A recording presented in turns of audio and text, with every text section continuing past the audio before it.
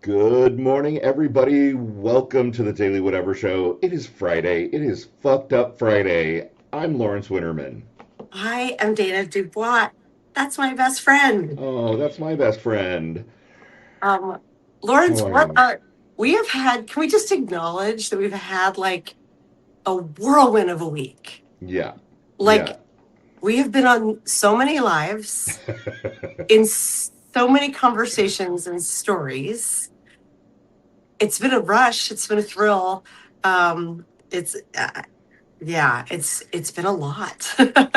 It's been a lot, but I mean, it's been super fun. I Yes. know, I'm mostly an introvert, but even I get a rush from being on lives and talking to cool people Yeah. and being able to. I admit it. I'm vain. I get to talk about Yeah. myself and look pretty Yeah. on camera. Come on, y'all.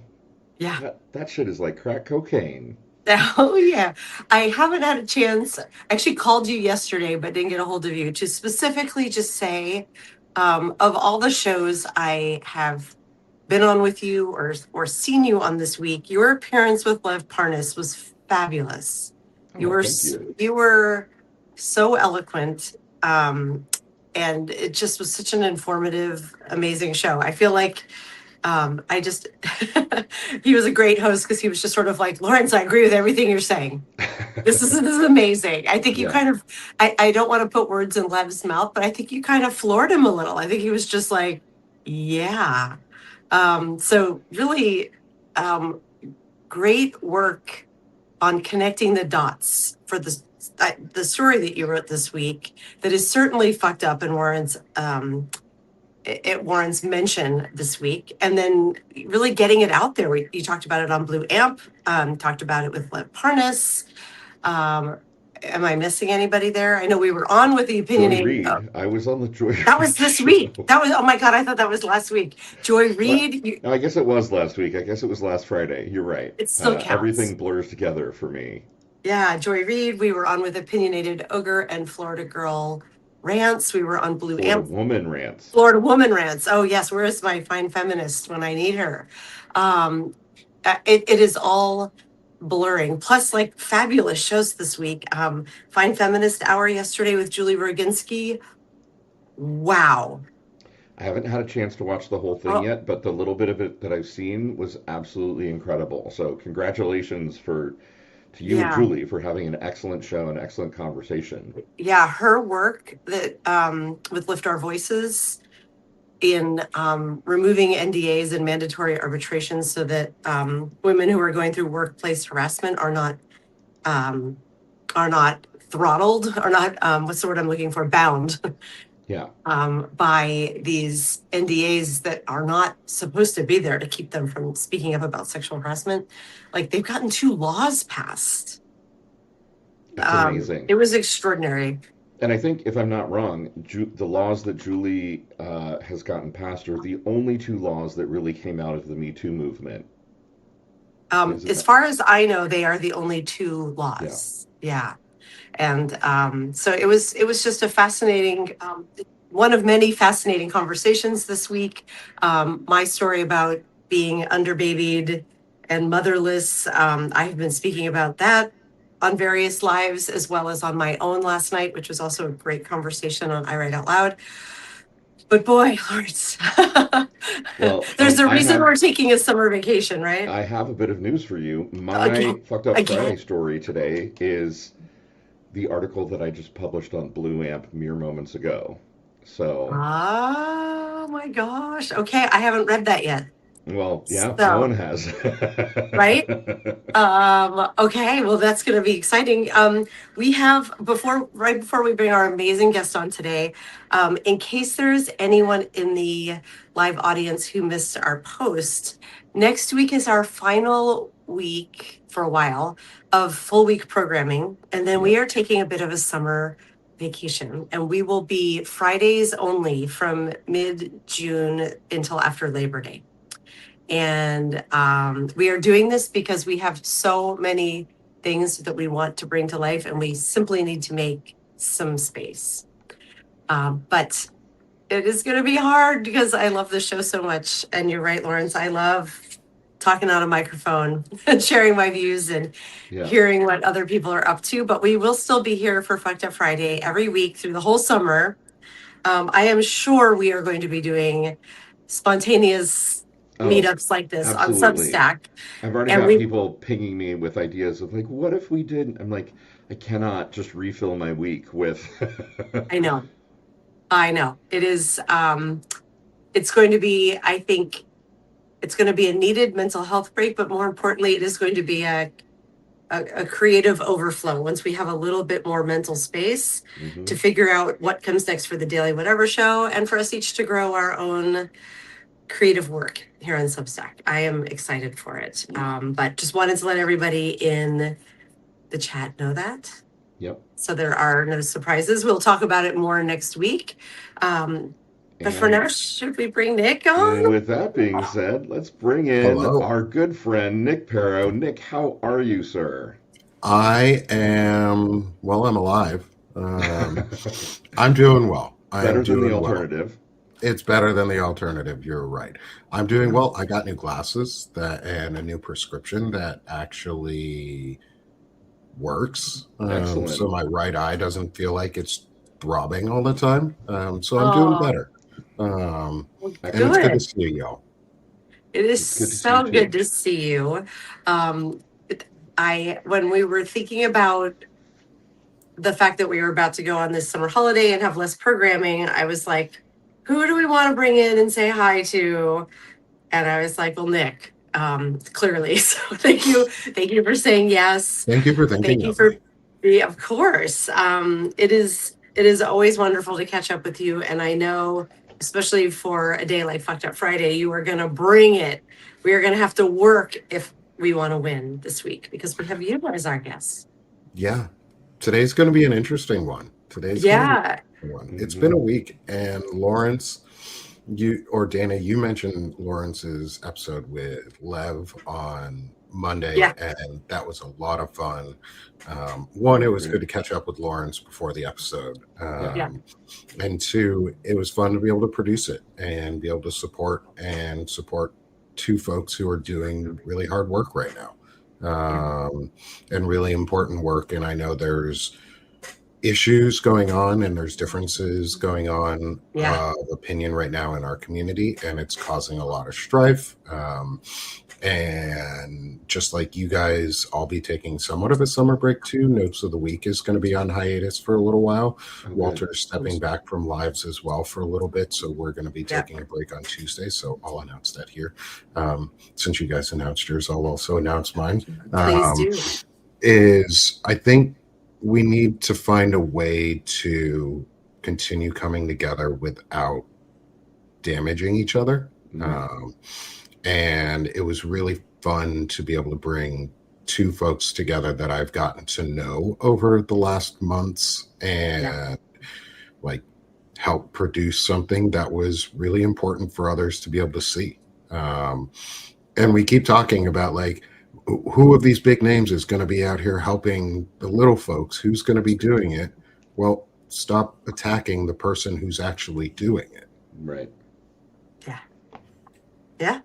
That's just my thought. Like, Yeah, there's absolutely. you guys, Ellie Leonard, myself, folks around me and my team and my crew, like, we're getting more attention. Isn't that what we wanted? Right. Can we not Right. stop attacking the person Yeah. who's helping get us that attention, Yeah. who's supporting the work, who's doing... Oh, people are attacking Lev Parnas because 10 years ago, he was part of the MAGA movement. And since then, he has been doing everything in his power to take it apart. And there's been... people have been putting stuff out about it, and it's been missing those last 10 years that are vitally important. And I just think it's unnecessary. And I ask that if we're going to do attacks like that, at least be full in our attacks and be fully up to date, because that's really important. Well, I want to say Lev has been nothing but kind and generous to us here on the show, and to me, inviting me on.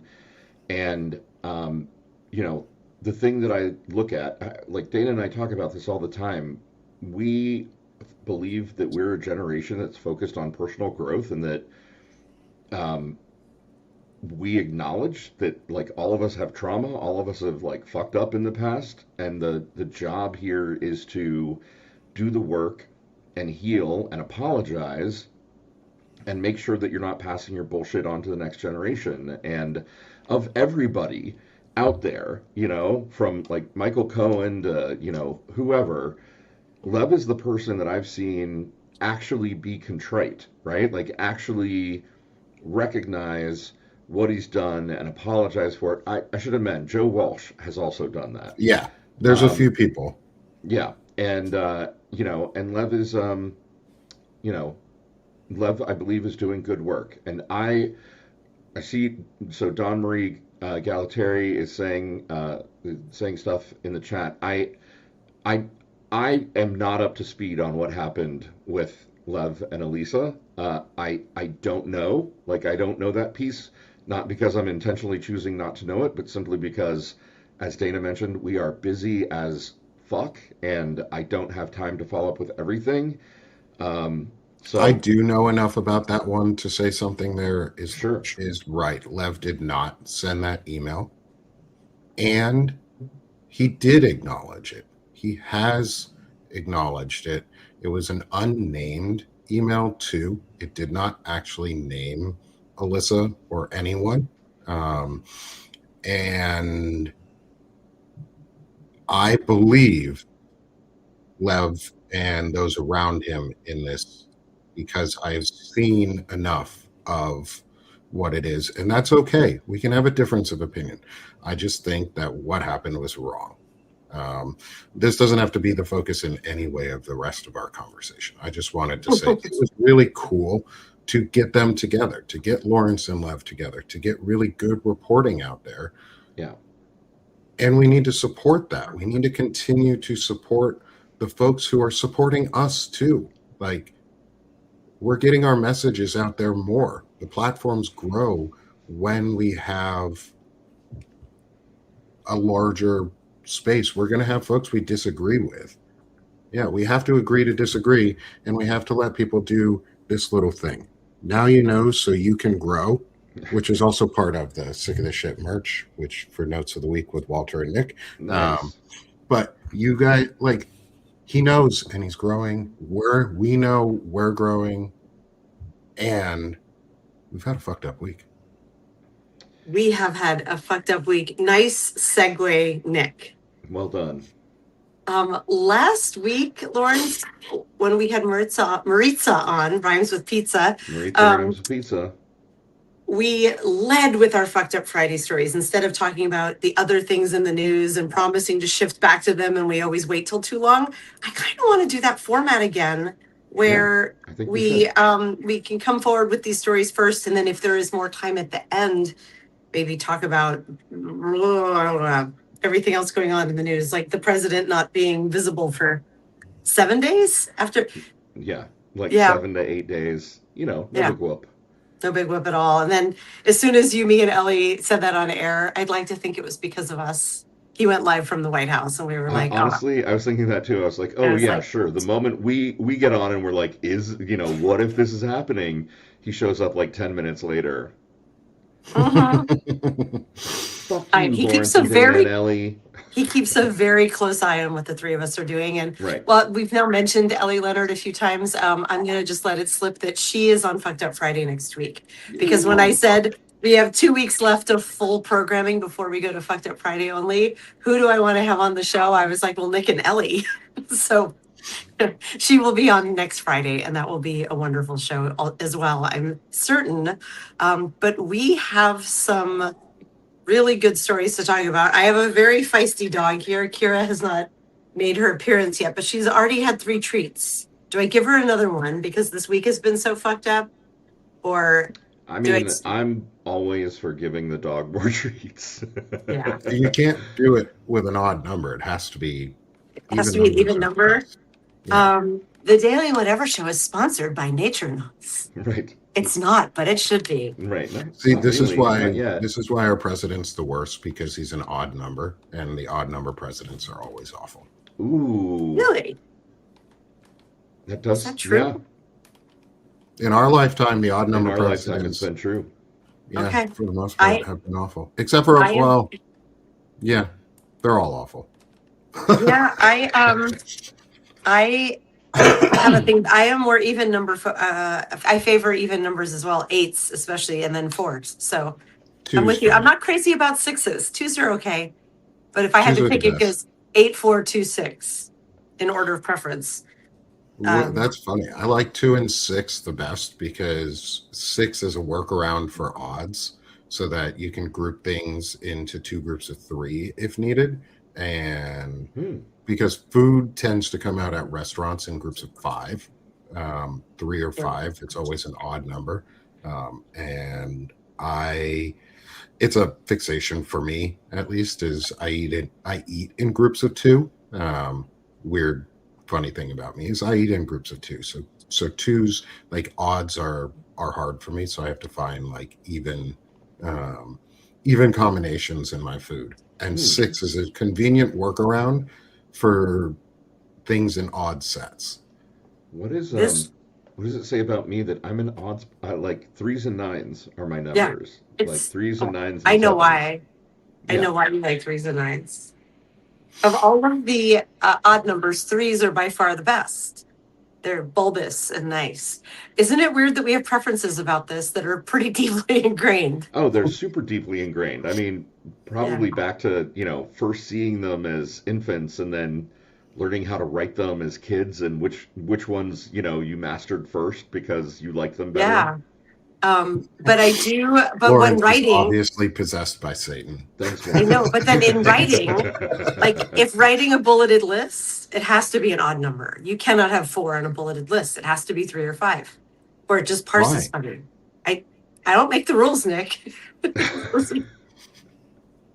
Those are just the rules.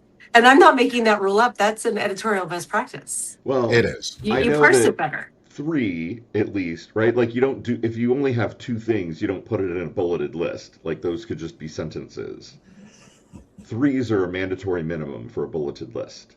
Yeah, but that's you will notice that they come in 3s or 5s usually. Well, that's funny. I have always thought of 2 as the mandatory minimum to start a bulleted list when Technically, it is, but I think I it's do like technical writing. yes, you are correct. But like real like sentence structure, definitely 3. Yeah. On this happy Weird. note, we have 3 of us here today and 3 fucked up Friday stories. That's right. Nick, I think you know the rules here, but just in case there's anyone in our fine audience who doesn't, actually, before we get started, I'm going to ask our audience, please click the heart button for Nick and for Fucked Up Friday. We know from the endless shows and Doing endless this every day for months. endless casual research that it does signal to Substack, and we do tend to see more folks arrive after we have a wave of hearts. I should have asked earlier. So let folks know that they need to be here right now because Fucked Up Friday is about to start. Thank you. I see the hearts flying in. I love it. Fucked Up Friday. Here's how it works. We have each prepared a news story that we think is the most fucked up story of the week. And we are going to sell it to each of you. And after the 3 of us are done, you are all going to vote in the audience for who the winner is of Fucked Up Friday. And it's winner said sardonically with quotes because none of us win. This is our lived reality, our shared lived experience. And that is a really hard thing to have to live through. It's been over a year, Lawrence, of us keeping track, and we were joking that this should be a book one day of like the devolution of our world, because we have these touch points every week. Also, positive omen, I just looked out my window and saw a hummingbird in the crabapple tree that Lawrence and I planted in my yard like 18 years ago, I think. Yeah, a long time ago. That is now massive, but I don't see hummingbirds very often, and I love them, so that was a good omen. I like that. I had a crabapple tree in my front yard growing up. Yeah. They're great in pie. They're also excellent pollinators for other kinds of apples. Because They're there's a They a are. colander apple universal tree. apple. Yeah. Yeah. We They bought them also together and planted them together. they also cause cars to turn around if you throw them at them when they're driving by. Oh, Found oh. that out as a kid too. Sounds like a story. That was the story. My cousin and I threw crab apples at a car one time. We didn't hit the car. I'm glad we didn't. But they Right. turned Yeah. around, and it was Ooh. someone we knew in town. Mhm. Ooh. And they stopped and talked with us for a while. It was fun. I never did that again. On that note, Nick, do you want to go first, middle, or last when presenting your story? I'm going to go last. A wise man. Okay. Yes. Lawrence, first or second? Doesn't matter to me. I'll go first Okay. because I'm the furthest away from the vote. And I know you're presenting one of your own stories, Lawrence.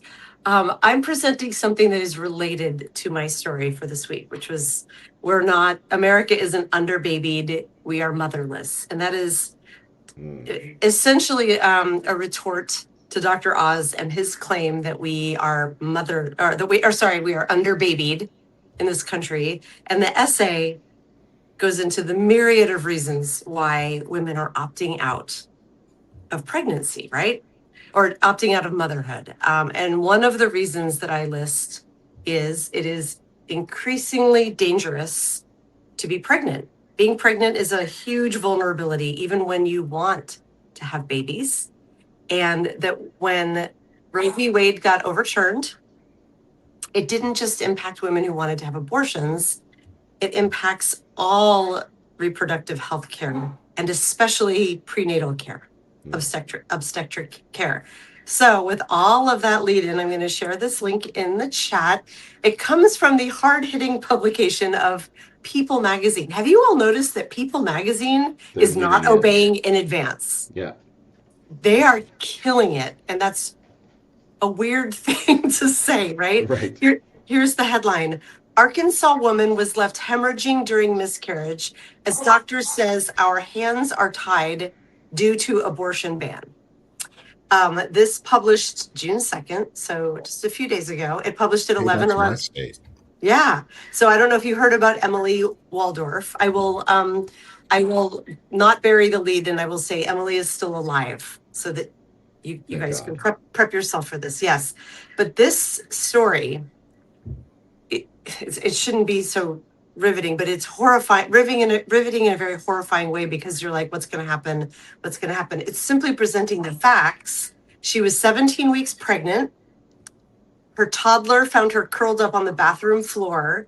She had been in the shower when she felt a strange pressure and started experiencing vaginal bleeding. So they went to Washington Regional Hospital. I don't know if you know where that is, Nick, because I know you're in Arkansas, where she worked as an acute care physical therapist. And she had ultrasound and was told your body is about to miscarry, which at 17 weeks, you're nearly halfway through your pregnancy. You're well into your second trimester. That's late and that's hard and sad. So we'll start there. You're already devastated. This sounds like a wanted baby. She was suffering a high-risk complication called, I might mispronounce this, previable, preterm, premature rupture of the membranes, PPROM. Her uterus had been exposed to bacteria. The standard care would be to empty the womb, even if there is still a fetal heartbeat, due to the high risk of developing a life-threatening infection. And the doctor they quoted is like, this is basic obstetrics. You have to do this or the woman will die. But because the baby still had a detectable heartbeat and the state's ban on abortion was intact, it prevented the doctors from proceeding. So the terms say the doctor cannot perform the procedure unless the mother's life is deemed to be at risk. It was a felony, 10 years in prison, or a $100,000 fine for the medical staff.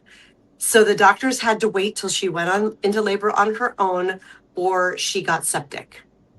They would not do anything. Do you want to guess how long she stayed in this hospital, in the Arkansas hospital, in this condition that was worsening? Just take a guess.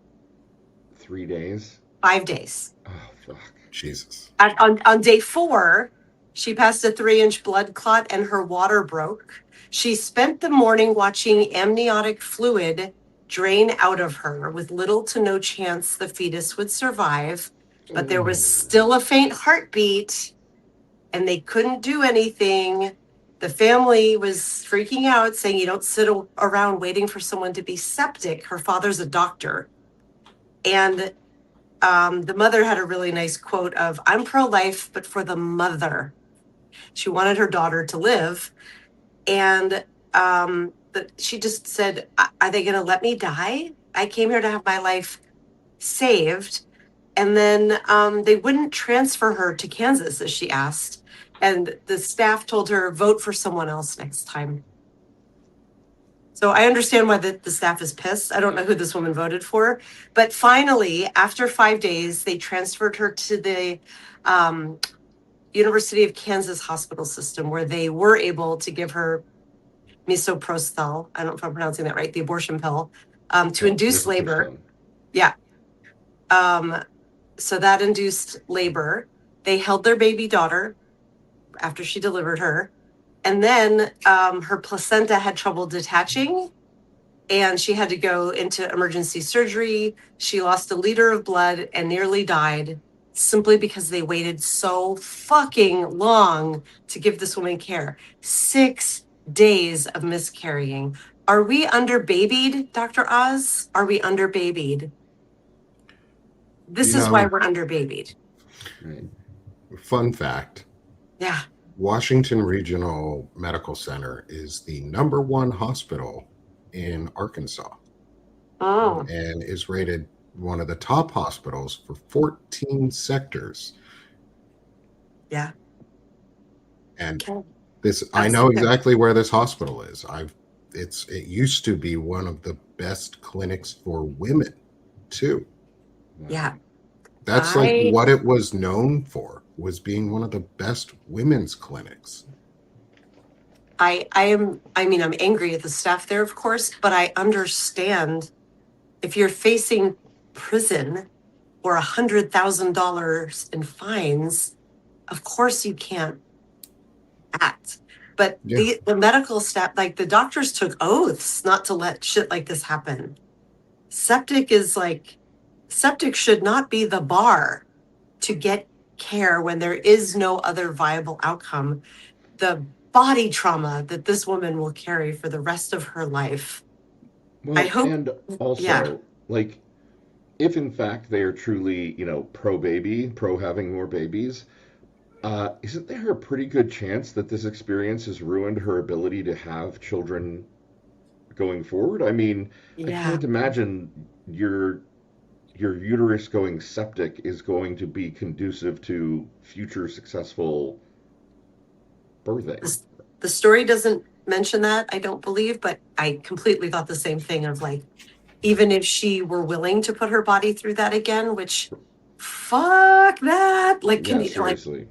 But even if she were, I don't know. I don't know if she could get pregnant again after something like that happening to her, but I have to think it dramatically reduces the odds of bringing a baby to term. So they have a baby already. Happens when you have forced birth policies. Yeah. Yeah. This is the consequence. Like, no woman is safe. Pregnancy is no longer safe in the US. And my heart goes out to this woman. Being pregnant is scary. Like, you're so vulnerable. There's so many ways in which it can go wrong. And to know that there is medical help for you and you are simply being denied it for days and days. Having to like sit and watch the amniotic fluid drain out of you, knowing that your odds of going septic are high and that is the only way you will get care. Like, the fuckery of that is just devastating. So knowing from personal experience that if my wife had not been able to get the care she needed during a miscarriage, that this could have been the end result and we possibly could have never had our son.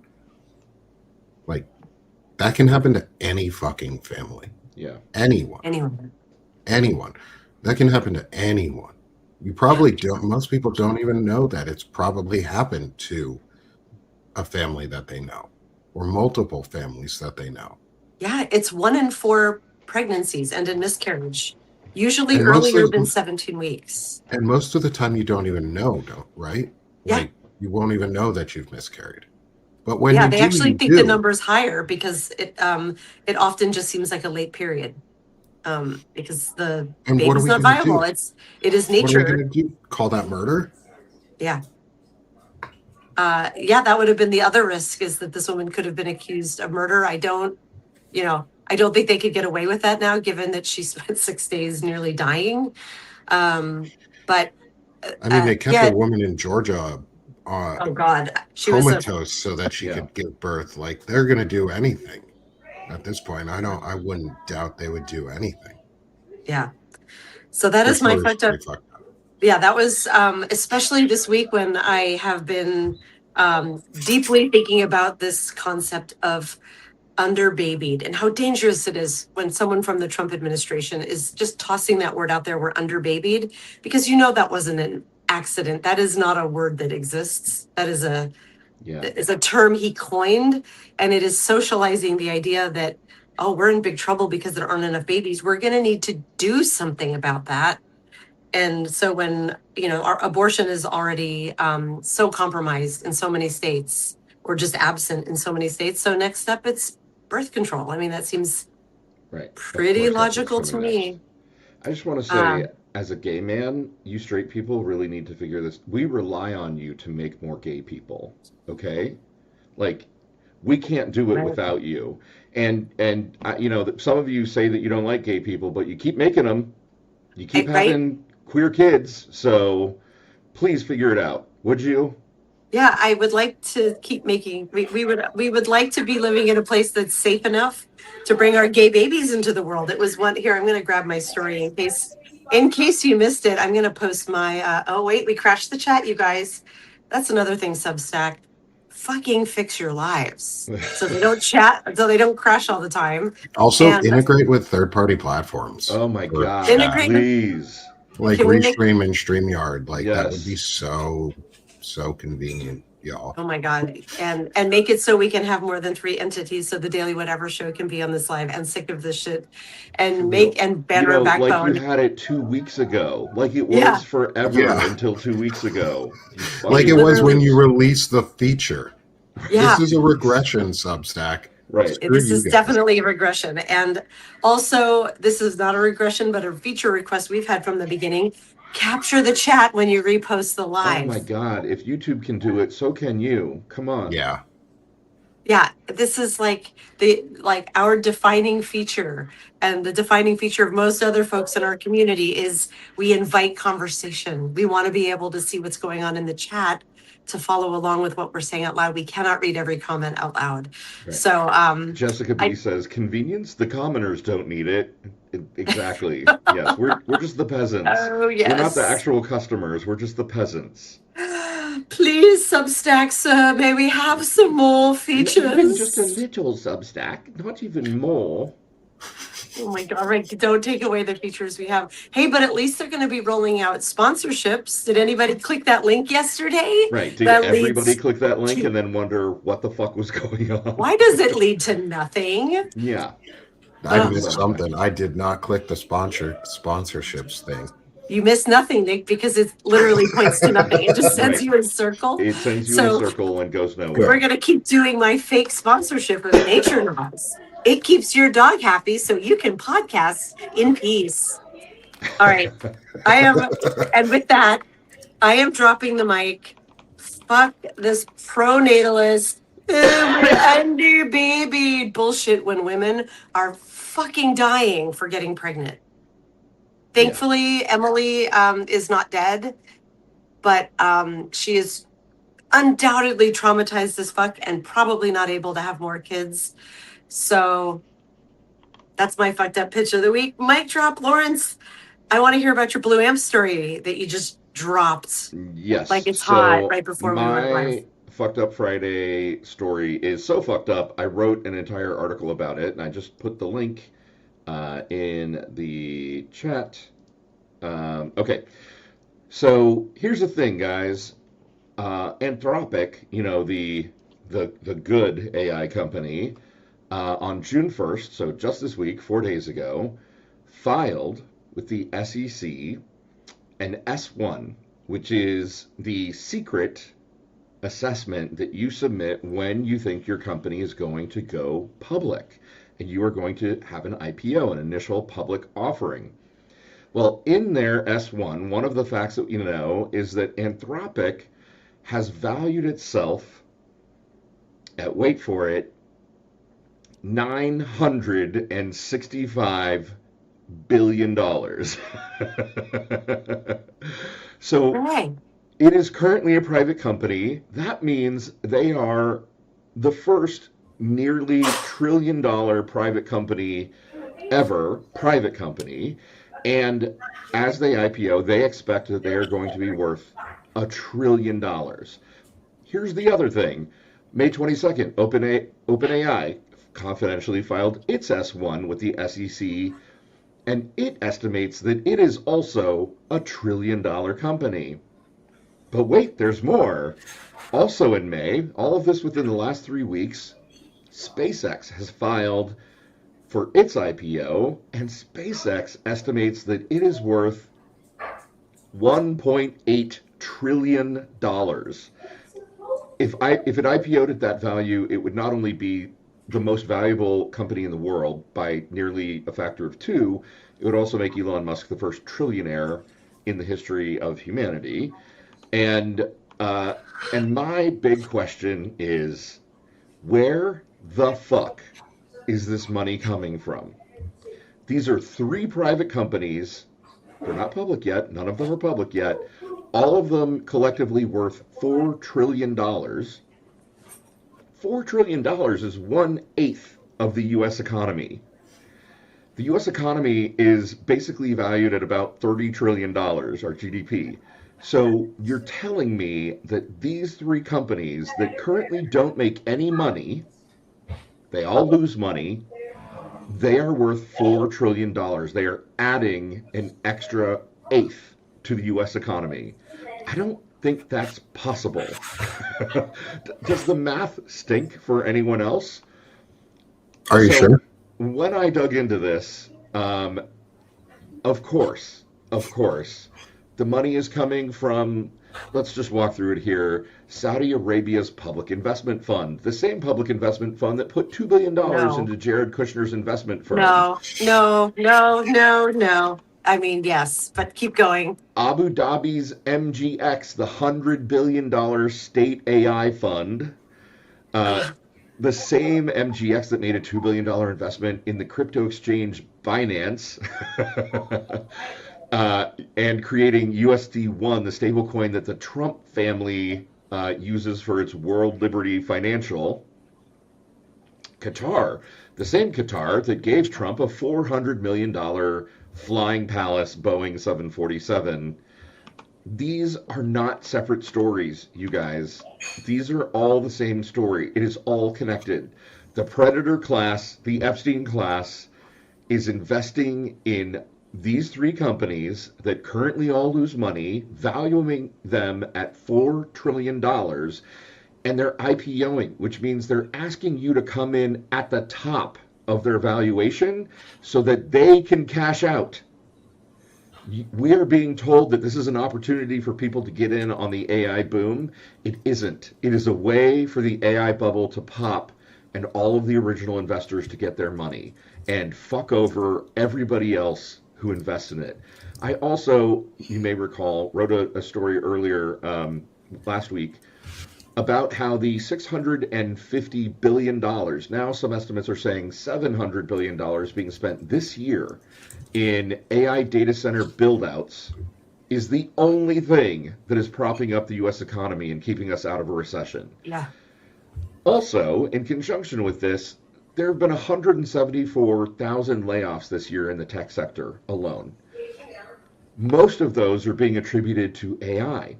But here's Right. the thing they're not telling you. It's not because those jobs were replaced by AI.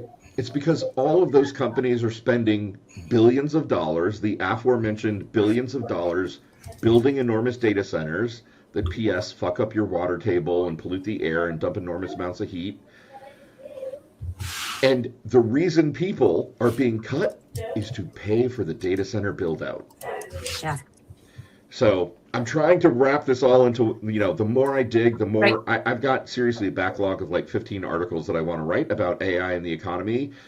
You guys, this is the biggest con game that has ever happened in the history of history. $4 trillion. It is a con. AI is not ready. We don't know what we're doing. We have the stupidest people in the world running it. And AI overall is not actually a ready for primetime product. It still fucks up and hallucinates all the goddamn time. Right. And we don't even like I was just were we talking about the simulation, or was I reading about the simulation, or was it another podcast? This is why we need to slow things down. But where they put the different models Oh, I talked and about one that of on an interview where okay, yes. Mira, the so one woman was like, I give up. The AI agent woman, they all kind of got autonomy and who would be the most violent. oh, maybe this is a different story. Okay. So the simulation that I have spoken about previously is they put AI models, the most AI advanced AI models into simulations where it seemed to the AI like it had stumbled across company email that suggested that it was about to be replaced and completely wiped, and then they kind of set it up so that the AI could also find emails from regular. In like 85% of cases, the AI resorted to blackmail, not as like a Yes, this is last, this one. okay, but like as a first ditch effort. Every AI model from 70 to 85% of the time resorted to blackmail. The companies Wow. essentially said, well, it only did that because science fiction is full of stories about bad AI Oh, this is a that different one. Yes. resorts to blackmail. And but we fixed it because now we've trained it on good science fiction stories where the AI is good. I'm not sure that is actually possible. Right. There's another simulation that they This did was where a the different one. the AI had a choice between uh, where there was an accident essentially, and there was a technician locked in a server room where the temperature was slowly decreasing, and the Yes. AI's choices were it could release the person, but it would inevitably die because the person had to be in there to keep it running, or it could keep the person in there and let them freeze to death, and the AI would survive.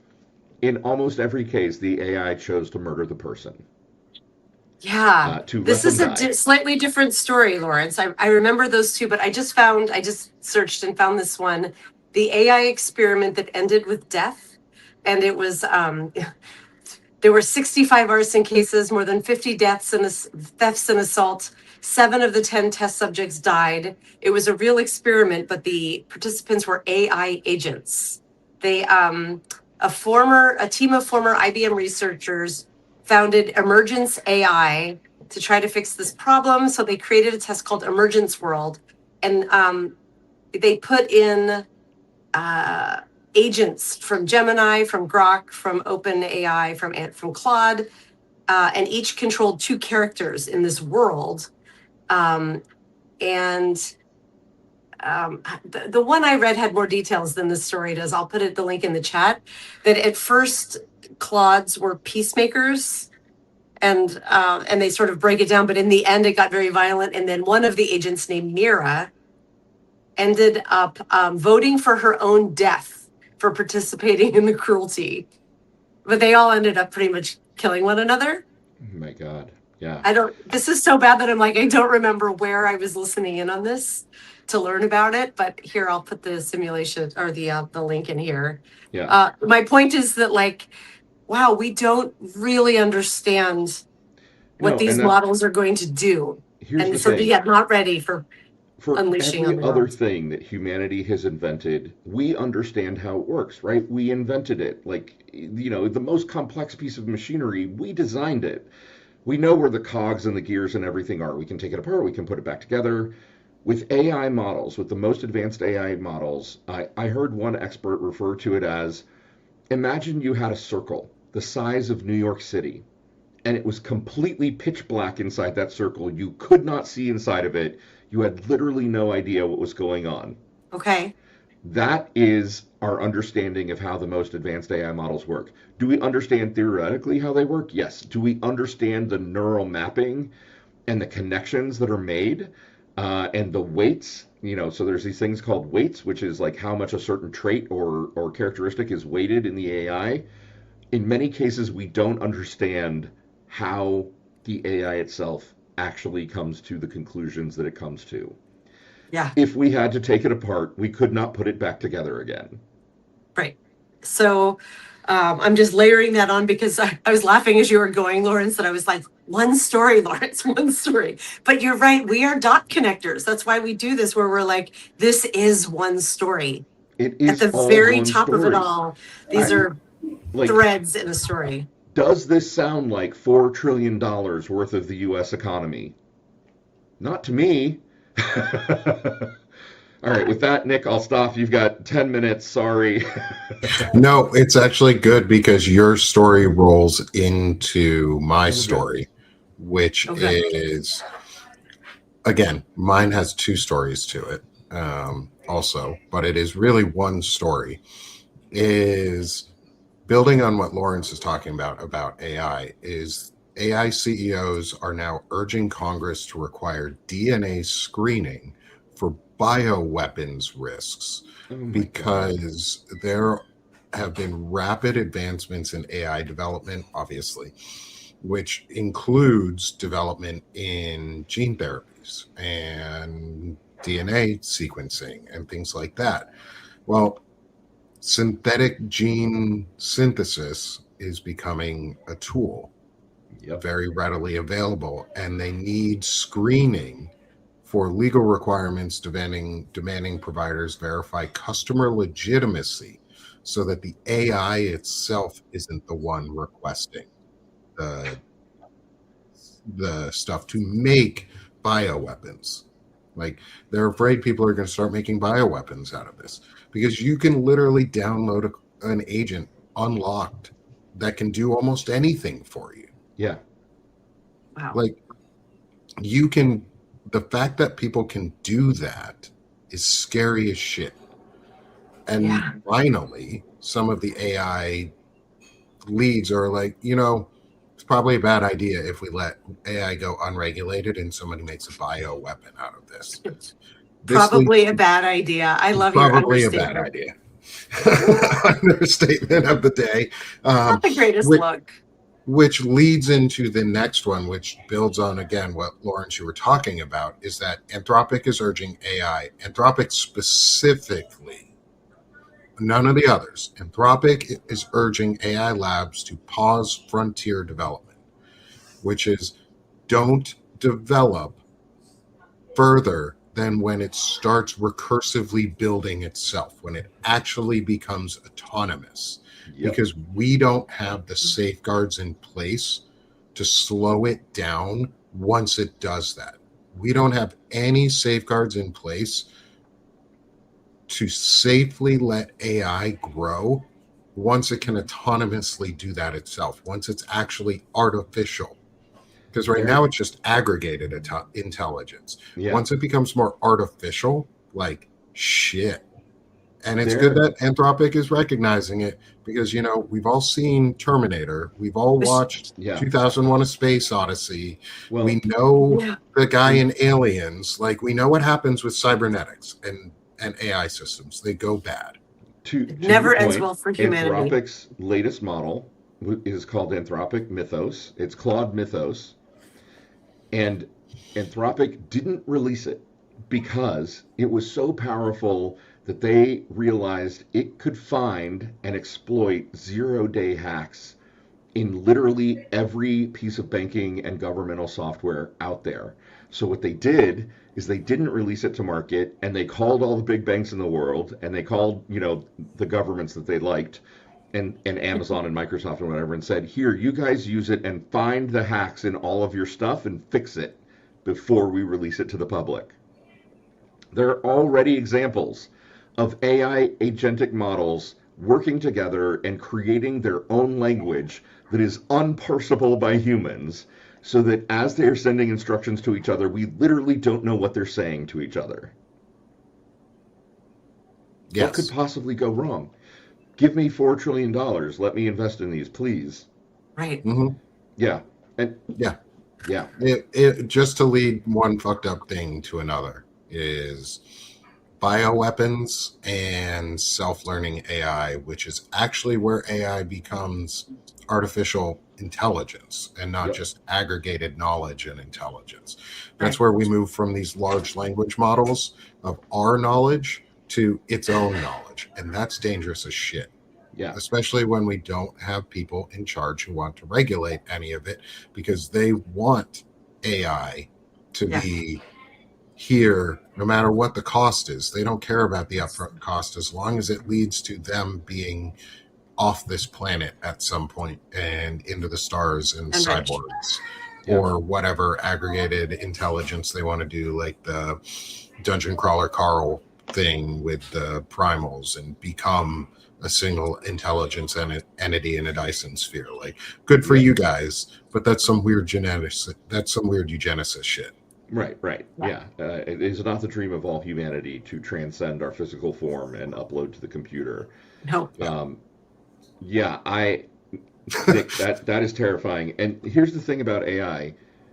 AI will absolutely help us figure out how to cure cancer. It will absolutely find new pharmaceuticals that are miracle drugs. It will absolutely help us figure out fusion once and for all.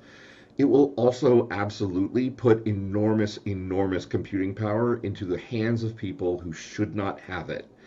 The idea that we could simultaneously create a tool that is going to help us cure cancer and allow some kid in a basement in Topeka, Kansas to create a bioweapon that, only kills black people or Jewish people or women or, some insane, horrible thing.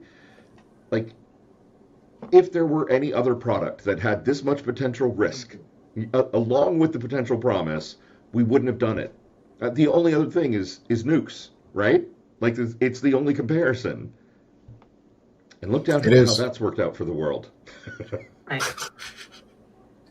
It's worked out so well. The show always delights me, and it also, by the end of it, it's getting bleaker, Lawrence, every week.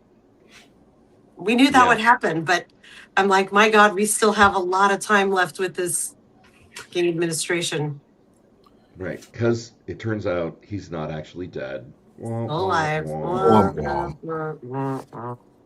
As long as it happens naturally before the midterms have been sworn in, we're in a better state.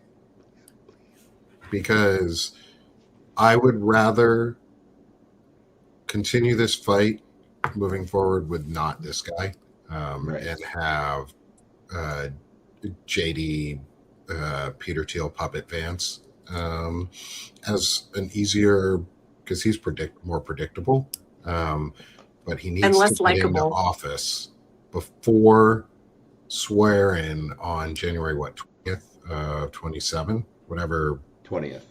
Yeah. So it has to happen before then, so that it's before the middle of the term is over. That way, constitutionally, he's only eligible to run one more time, or be in office only one more time. And I still think the Constitution means something. So weird. I'm gonna still radical of you. Right. I know, so radical. Gosh. My goodness. That crazy progressive, just radically trying to believe that the Constitution means something. Right. I think it's time for our vote. It is time Or for we're at the voting. top of the hour. If you want to vote for me and the very terrifying reality that awaits all pregnant women out there, which is the story of the woman in Arkansas who was left to hemorrhage for 6 days during her miscarriage and nearly died because she could not get medical care in Arkansas. Put Dana in the chat. And if you'd like to vote for me and the $4 trillion materializing out of nowhere to support 3 wacky companies going public, $4 trillion that couldn't go towards childcare or SNAP homelessness or anything benefits. else, vote for me. Put Lawrence in the chat. And if you believe in the scariest thing being AI self-replicating itself and the need for bioweapons, AI producing bioweapons, vote for me. Okay. I don't want to brag, but it looks like I'm taking an early lead here, you guys. Yeah, Dana's kind of winning in a walk. Yours is the most fucked up. Mine is the most understandable because it actually happened. Right. And it's here and we're living it. Yours are both future state, and it is hard to fathom them because, as we've said so many times on the show, Lawrence, we suffer for a lack of imagination. Yep. But it is, I can absolutely see the dots that you are connecting. But, Emily, I already forgot her last name, Powell, I think, nearly died over the last few days in that hospital in Arkansas. So that is raw and real. Though I'm seeing a lot of all equally horrible, like Victoria just said, and a 3-way tie. I see Karen got a vote. You saw who got a vote? Karen got a vote. Karen got a vote. Yeah, somebody said, too fucked voting for Karen. Nice. As well you should. Karen is here every fucking day that we do this show and helps us out every day, and we are incredibly grateful to her. So we should probably all say fuck it and vote for Karen. Yes. Yeah, when in doubt, vote for Karen Marie Shelton. If you are not already subscribed to Karen on Substack, she has a wonderful Substack of her own. Go subscribe to Karen. She is here every day. And you know what? Y'all are voting so much, you crashed my chat again. And I'm hitting refresh and it's doing this. So you all will have to tell me if the vote shifts because Substack, why you gotta. Yeah, Amy Chemernick says Dana, but also Nick and Lawrence, but Dana because what the fuck. I think that's the perfect note to end on for this episode. What the fuck. Yeah. I choose to pronounce it like that. Little dramatic flair at the end. Yeah, what the fuck, you guys? What the actual fuck? What the fuckity fuck? Well, Nick, thank you for being here. You are one of our favorites of all time. We're always happy to host you here. But we all are taking a summer break, so go enjoy your summer break. You guys not a full break. Not a full break. I'm going to come in and just don't, in case people join late, we will be here every Friday. We are simply slowing down to 1 day a week for summer, but we will still be here. We don't want to start any rumors that we're just going away entirely. Nick, what are you doing? I'll be pulling both of you guys on to shows here every so often because I want to talk to both of you. I love both of you. Yeah, please, what are your summer plans? I am hoping to release an app here soon. And so my summer plans are Notes of the Week is going to be going on pause for now on Tuesdays. So that Walter's going to be taking some time. And I'm going to use that time to help work on app building. I'm with a team. I'm working on building the Broadbanner network and creator portal that helps manage show scheduling, content distribution and release, and it's focused on creator and content management. And so I'm really hoping to get that out soon. Nice. That's my summer plan. I can't wait to learn more about that. I'm so excited to talk to you guys about that because we need better tools. I talked a little bit about with Lawrence Yes. about it. But Dana, I'd love to talk to you more and do some demos. Please. We've got some product demos we're about ready to start putting out there and get people on it. Love it, It's love it, it's love fun. it. Yeah, we need better tools. Like the native ones in Substack are not doing the trick. It's so interesting. I feel like there's always momentum on Substack that you can feel before it starts happening. And we all kind of experience it at the same time. I saw Walter posted about like I'm taking a break from going live so much because people are stressed out. I think we've all reached that conclusion of like we are doing too much too quickly, and our energies have limits, right? We can't be everything all the time, and we want to each focus on what we want to be doing next. I have seen a focus moving toward paid subscriptions. I know I am moving in that direction on I Write Out Loud, simply because we have to be able to sustain ourselves with our work. We've seen all this weird movement behind the scene at Substack, and just sort of this instability feeling of like our tools already weren't great and now they're feeling wobbly. Mhm. What is going to be here? We're all kind of waiting to find out. And I'm excited because I think the outputs of this are going to mean people are each they're focusing in more on what they love. Yeah. And Yeah, we're and going to figure out smarter, better ways to work and to go forward. I'm really excited about it. I can't wait to see your tool set that's going to come through this, Nick. And I hope Thanks.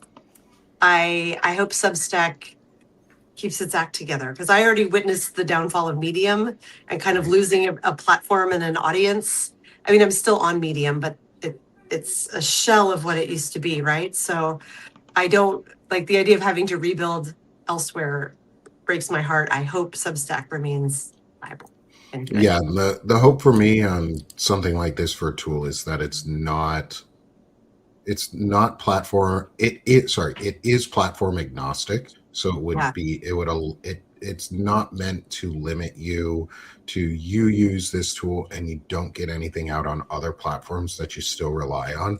It's you get your stuff out on our platform and redistribute it onto all your favorite platforms that we're onboarded with, so you can easily spread your content. Like all of the all notes that I post on Substack, unless they have tags in them to like actual creators or their reposts of things, but all of the like posts with simple links and stuff, those are through the tools I built, and I distribute them on 3 platforms at once, and I don't have to pay other people to do it.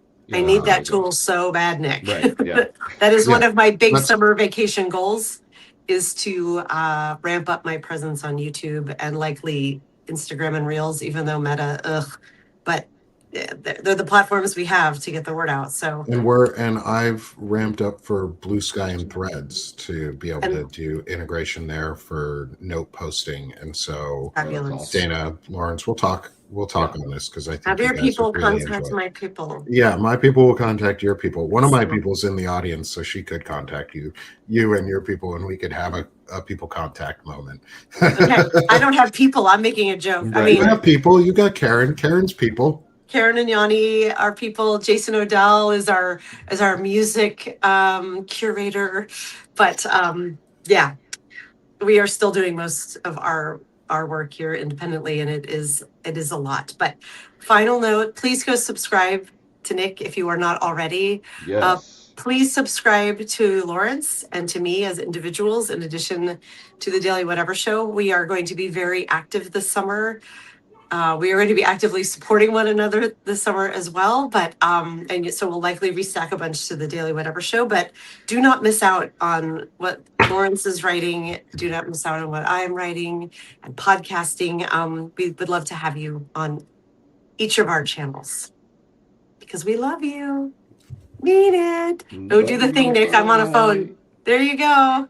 Have a wonderful weekend, all. Thanks, y'all. Bye. Love you, mean it. Bye.